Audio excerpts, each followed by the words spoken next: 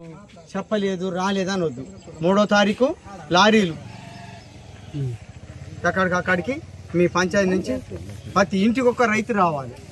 ఒకళ్ళు చేనుకి వెళ్ళిపోతే ఒకళ్ళు ఇటు వచ్చేటట్టు ముందే మాట్లాడుకోండి. వింటాను రానే వెనక ముచ్చట మీరందరు గుర్తుపెట్టుకోండి. ఇక మళ్ళీ చెప్పుడు ఉండదు. రాళ్ళ గుంపలు ఉన్నారానే ఇంటికి ఒక రైతు రేపు వచ్చేటట్టుగా మాట్లాడుకోండి. రేపు రండి.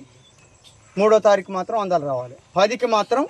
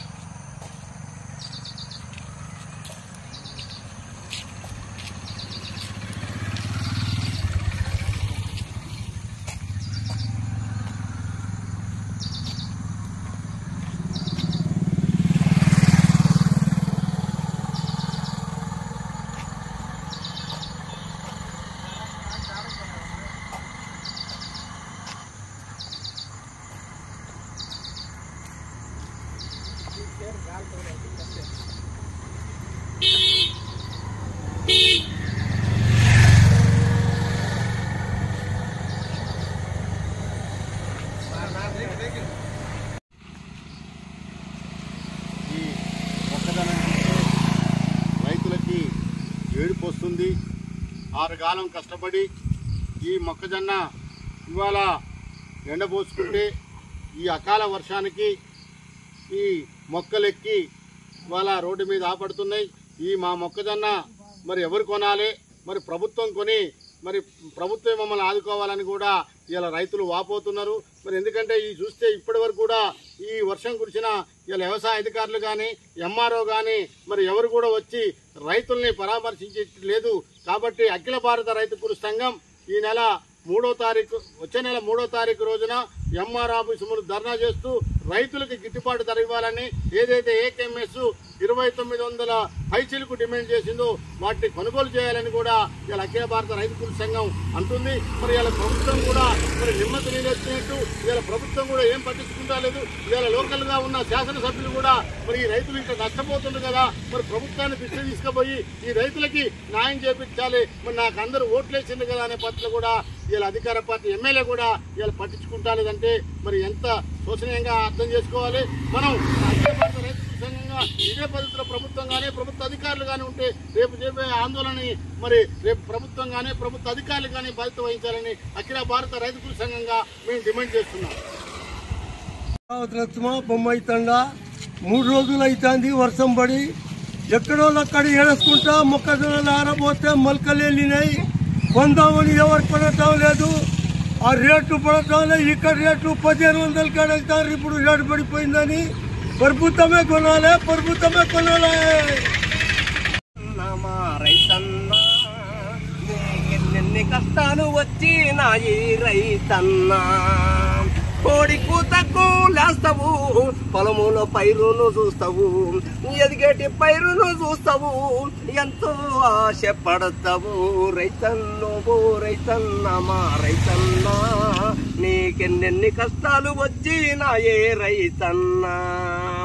వేసిన పైరు ఎదిగటి దశలో అడుగు మందులేమో కరువయ్యిపాయం ఆలి మెడలో పుస్తమట్టెలమ్మి అడుగు మందుల కని పట్నానికి వస్తేవా రైతన్నో రైతన్న మా రైతన్న నీకెన్నెన్ని కష్టాలు వచ్చినాయి రైతన్నా పట్టు పట్టుమని పట్నానికి వచ్చే లైను గట్టిన కాడ లాస్టుకుంటేవా నువ్వా నేనని నెట్టుకునే కాడ పోలీసులు వచ్చి పొర్లిచ్చి తన్ని రైతన్నో రైతన్న మా రైతన్నా నీకెన్నెన్ని కష్టాలు వచ్చినాయే రైతన్నా ఇంటికాడి వాళ్ళు అష్ట కష్టాలతో సేనుల సంతృప్తి ఎదురు చూస్తా ఉండ్రు మందు కట్టాలు తెచ్చుడేమో గాని ఈపుపై వాతలతో ఇల్లు చేరినామా రైతన్నో రైతన్న మా రైతన్నా నీకెన్నెన్ని కష్టాలు వచ్చినాయే రైతన్నా నువ్వు వేసిన చేను ఊట బారను చూడు పత్తి వేసిన చేను బీడు బారను చూడు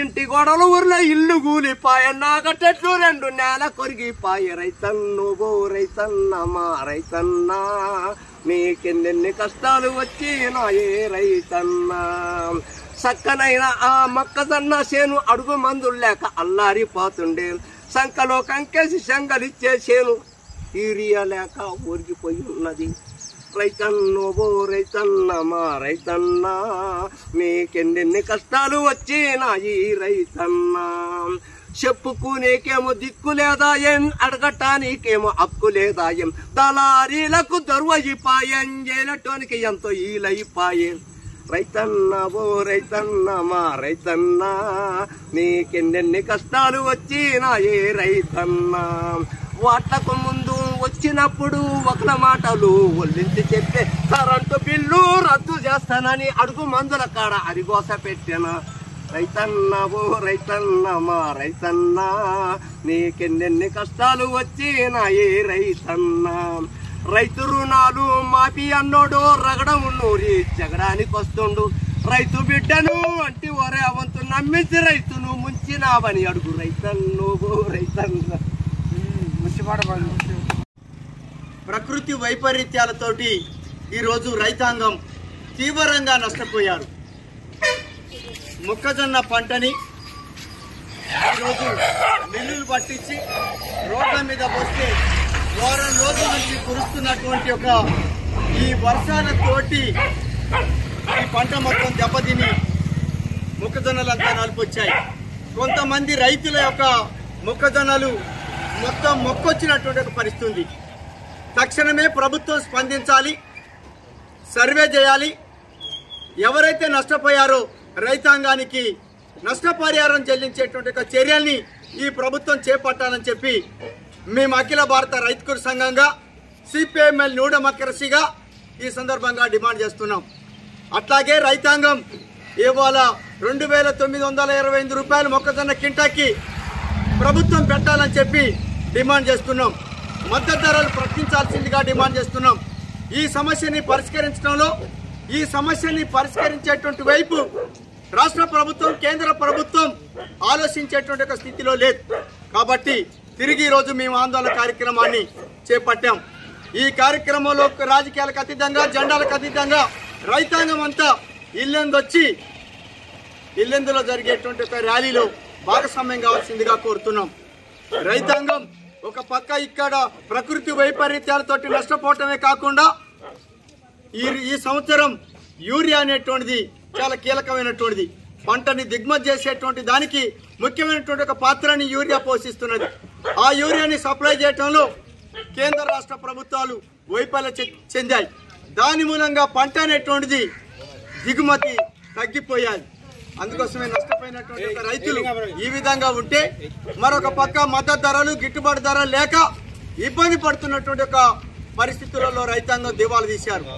ఈ పరిస్థితులు ఇలా ఉంటే మన ఏజెన్సీ ప్రాంతంలో మొత్తం లక్షలాది కోతులు అనేటువంటి సమస్య కూడా ఇవాళ రైతాంగాన్ని మొత్తం మేసేస్తూ ఇరిసేస్తున్నటువంటి ఒక పరిస్థితి అనేటువంటిది ఏర్పడది.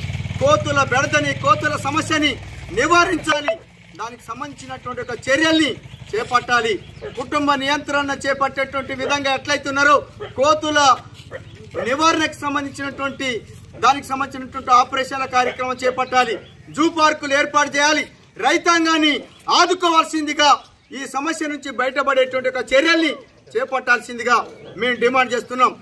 రైతాంగం పండించిన పంటలకి మద్దతు ధరలు, గిట్టుబాటు ధరలు, పంట మొలకెత్తిపోయినటువంటి ఒక దాన్ని తక్షణమే కొనుగోలు చేసేటువంటి సమస్య, అట్లాగే పంట నష్టపోయినటువంటి ఒక రైతాంగాన్ని నష్టపరిహారం చెల్లించేటువంటి సమస్య, కోతుల నివారణ చేపట్టేటువంటి ఒక చర్యల్ని చేపట్టాల్సిందిగా మేము డిమాండ్ చేస్తూ ఈ రోజు రైతాంగం ఏదైతే రోడ్ల మీద పోసినటువంటి పంట ఏదైతుందో ఆ పంటనంతా పరిశీలన చేస్తున్నాం.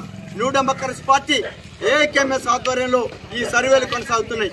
అలాగే తిరిగి 3వ తారీఖు కానీ 6వ తారీఖు కానీ ఇంకా డేట్ ఫిక్స్ కాలేదు. డేట్ను ఫిక్స్ చేస్తాం. రైతులు అందరూ ఇల్లెందులో జరిగేటువంటి ఒక ర్యాలీకి, ఎంఆర్ఓ ఆఫీస్ ముందు జరిగే ధర్నాకి కదిలి రావాల్సిందిగా రైతాంగానికి ఈ సందర్భంగా పిలుపునిస్తున్నాం.